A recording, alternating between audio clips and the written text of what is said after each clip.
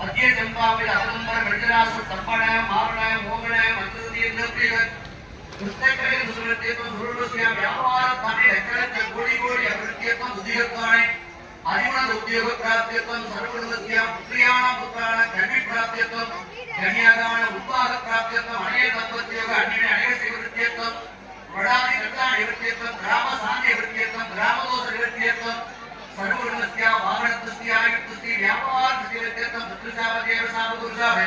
நமக்கு என்ன கிடைக்குது? ஒரு நம்பிக்கை, மன அமைதி. இந்த மன அமைதியை கொடுப்பது இறை வழிபாட்டில் மட்டும்தான், எங்கேயுமே கிடையாது. நம்ம எல்லாரும் விளக்கு பூஜை பண்ண எதுக்காக உட்கார்ந்துருக்கோம்? அம்பாளுக்காக விளக்கு பூஜை கிடையாது. உங்களை நீங்க பக்குவப்படுத்திப்பதற்காக இந்த விளக்கு பூஜை. ஒரு மணி நேரம் பேசாம ஒரு பெண் இருந்தா அவ வாழ்க்கையில எல்லாத்தையும் சாதிச்சிடலாம். ஒரு பெண் ஒரு மணி நேரம் பேசாம இருந்துட்டா வாழ்க்கையில அந்த பெண் இந்த உலகத்தையே வென்றலாமா? அது யார் சொல்றா? விவேகானந்தர் சொல்றார். அப்போ ஒரு பெண் ஒரு மணி நேரம் பேசாம இருக்க முடியுமா? விளக்கு பூஜையில ஒரு மணி நேரம் பேசாம இருந்துட்டோம்னா அம்பாளுக்கு இன்னைக்கு நம்ம செஞ்ச பெரிய தாத்பரியம் அதுவே. அந்த புஷ்பச்சத்தை கையில வச்சுக்கோங்க, வலதுகையில முடிக்குங்க, இடதுகையில வச்சுக்கோங்க. பண்ண போற மந்திரம் சங்கல்பம், மன உறுதிமொழி. என்ன காரியத்திற்காக இங்க நம்ம உட்கார்ந்து இருக்கிறோம். இங்க வந்திருக்கக்கூடிய சில பெண்களுக்கு புத்திர பாக்கியம் இல்லாம இருக்கும், அவங்களுக்கு புத்திர பாக்கியம் கிடைக்கணும். சில பெண்களுக்கு ஏழை குழந்தைகளுக்கு திருமணம் நடக்கணும், நோய்வாய்ப்பட்டவர்களுக்கு நோய் தரணும். நம்ம எல்லாம் உட்கார்ந்து இருக்கிறோமே நம்ம குடும்பத்துக்காக பூஜை பண்ணல, பிரபந்த பூஜை அப்படின்னா நம்ம உலக நன்மைக்காக பண்ணிக்கிட்டு இருக்கோம். நம்ம விளக்கு பூஜை பண்றோம்னா துண்ணூசனம் வட்டிக்கு மட்டும் கிடையாது. இந்த உலகத்துல வாழக்கூடிய 84 லட்சம் ஜீவராசிகளுக்கு சேர்த்து பூஜை பண்றோம். நம்ம நினைக்கிறோம் மழை பெஞ்சிருச்சு ரொம்ப கஷ்டமா இருக்குன்னு சொல்லுவோம். ஆனா அந்த மழை பெய்வதற்காகவே விளக்கு பூஜை. எப்படி மழை பெய்ஞ்சு விவசாயம் செலுக்கணும், நம்ம எல்லாம் தண்ணி அம்பாளுக்கு அர்ச்சனை பண்ண முடியாது. எந்த கோவிலுக்கு போனாலும் சாமியை தொட்டு கும்பிடக்கூடாது. திருப்பதி போறோம், ஒரு சிலை இருக்குது, தொட்டு கும்பிடக்கூடாது. தொட்டு கும்பிட்டா நமக்கு வாங்கும்.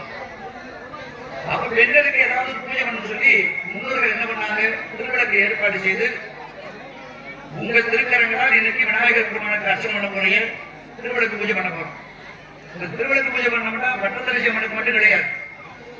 எப்படி ஒரு பசுவா கோமாலா என்று சொல்லப்பட்ட பசுவில 39 கோடி தேவர்கள் இருந்தாங்களோ அது போல இந்த திருவிளக்கிலையும் 39 கோடி தேவர்கள் இருப்பாங்க. அதுக்கு என்ன காரணம்? இந்த திருவிழாவுடைய அடிப்பாக இருக்கு பாத்தீங்கன்னா, விளக்குடைய அடிப்பாகத்துல பிரம்மதேவனும் சரஸ்வதியும் குடியிருப்பாங்க. தண்டுகோடு இருக்கக்கூடிய நடுப்பாகத்துல மகாலட்சுமி மகாவிஷ்ணு குடியிருப்பாங்க. மேலே இருக்கக்கூடிய 5 முகம் சிவமுகம், அதுல கௌரி தேவியும் சிவபெருமான் குடியிருப்பாங்க. அப்ப திருவிழாக்களை யாரா இருக்கிறா? அடிப்பாகத்துல பிரம்மன் சரஸ்வதி, நடுப்பாகத்துல மகாவிஷ்ணு மகாலட்சுமி, மேற்பாகத்துல கௌரி தேவி சிவபெருமான். அப்ப எங்க இருக்குது? 3 தேவர்கள் 3 தேவதைகள். இந்த 3 தேவதைகள் 3 தேவர்களை வழிபட்டால் 39 கோடி தேவர்களை வழிபடுவதற்கு சமம். அதனால திருவிளக்கு பூஜையில பட்டத்திரு சிவனை மட்டும் நம்ம ஆவாகனம் பண்ணலாம். சிவபெருமான் மகாவிஷ்ணு, அதேபோல பெருமான் பிரம்மன் சரஸ்வதி, இது 3 தேவதை வழிபடும். இந்த திருவிளக்கு பூஜை பண்றவங்களுக்கு என்ன காரணம்? ராத்திரி ஒரு பெண்ணாகப்பட்டவளுக்கு மூக்கில்லா குமரி வாழ்க்கை, முனையில்லா அரசகிரம், காப்பில்லா விளைந்த பூமி, கரையில்லா இருந்தையறி, கோப்பில்லா கொண்டுகோலம், குருவில்லா குண்டையானம், ஆப்பில்லா சகடுபோல அணிந்து கெடும் என்பார்கள். இதுக்கு என்ன அர்த்தம்னா, மூக்கில்லா குமரி வாழ்க்கை. ஒரு பெண்ணுக்கு பாதுகாப்பு தகப்பன், அண்ணன், தம்பி, அதற்கடுத்து கணவன்.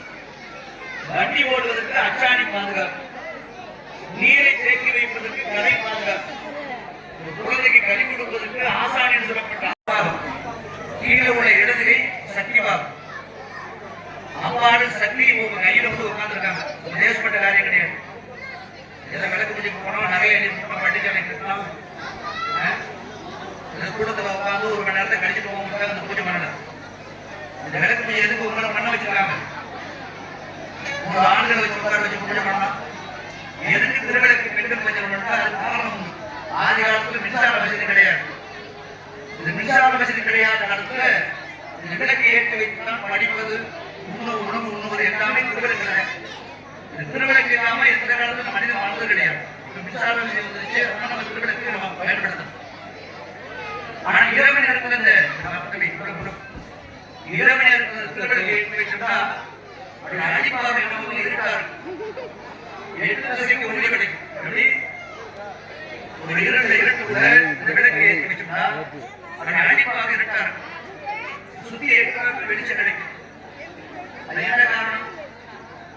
இந்த திரையிற்கு எரிந்து கொண்டே வெளிச்சத்தை கொடுத்து கடைசியில கருப்பு கரையாக மாறி தன்னைத்தானே அழித்து கொண்டு நம்மளுக்கு ஒளியை அதுபோல ஒரு பெண் தனக்கு எவ்வளவு துன்பம் வந்தாலும் எல்லாவற்றையும் தாண்டி கொண்டு கணவன் தாய் தகப்பன் மாமனார் அண்ணன் தம்பி என்று சொல்லி குடும்பத்தால் தன்னை அர்ப்பணிக்க வேண்டும் என்பதற்காக எப்படி இந்த பெரிய எண்ணெயை தன்னைத்தானே எரித்துக் கொண்டு வெளி ஒளியை கொடுத்ததோடு ஒரு பெண் எவ்வளவு துன்பம் கணக்கு வந்தாலும் அதை ஏற்றுக்கொண்டு குடும்பத்திற்காக வாழக்கூடிய முதல் தெய்வம் பெண் என்பதற்காக இந்த திருவிளக்கு பூஜை பண்றோம். நம்ம யாரும் இந்த திருவிளக்கு யாரும் பெண்கள் தான் திருவிளக்கு பூஜை முதல் மகாலட்சுமி கடாட்சி. ஆனாலும் இந்து சமுதாயத்தில் பெண்களுக்கு முதல் தெய்வம் எங்கேயாவது ஆம்பளத்து தெய்வம் சொல்றோம். பெண் தான் முதல் தெய்வம். அதுக்கு என்ன காரணம்? ஒரு பெண் விளக்கோடு இருக்க வேண்டும்.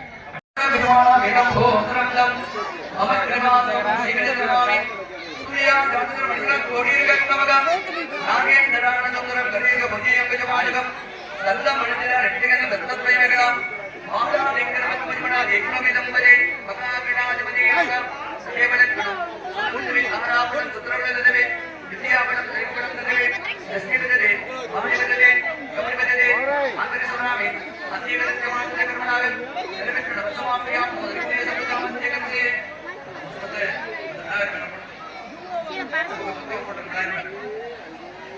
கொஞ்சமா தண்ணி எடுத்து கலந்து சுவாமிக்கு அபிஷேகம் பண்றீங்க.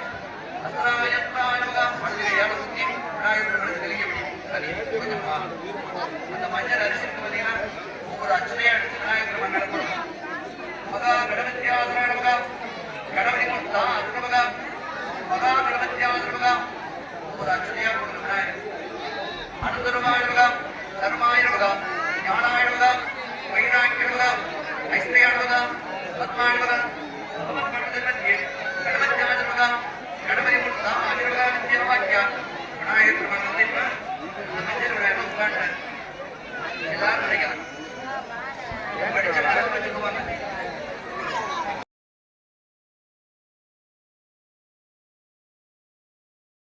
இது அறிவியல் உண்மை.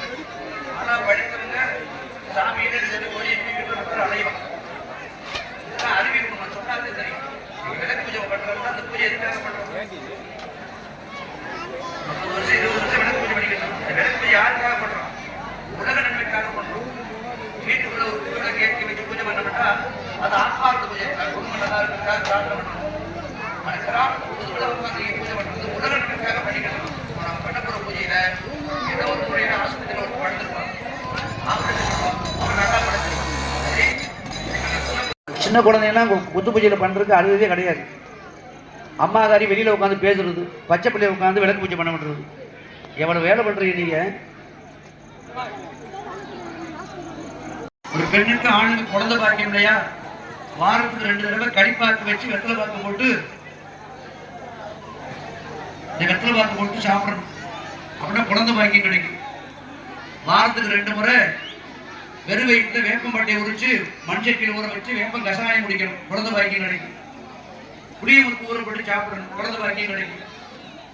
தேன் திரைமாவும் சாப்பிடணும். இருதய நோய் வராது. சனிக்கிழமையில எள்ளு சாதம் படைச்சு 10 பேருக்கு கொடுக்கணும். நம்ம சாப்பிடணும். நீண்ட ஆயுள் கிடைக்கும். செவ்வாய்க்கிழமையில தட்டாம்பயிரை வச்சு 10 பேருக்கு தானம் பண்ணணும்.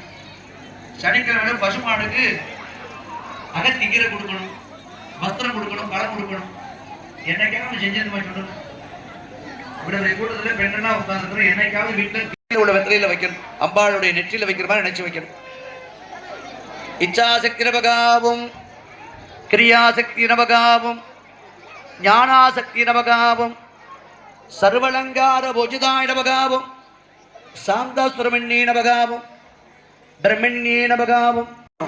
இனிமே விளக்கு பூஜை பண்ணும்போது சுமங்கலி பெண்கள், பெரியவங்க, அதுக்கடுத்து கன்னி பெண்கள், ருதுவான கன்னி பெண்கள், சின்ன குழந்தைங்கன்னா பூஜை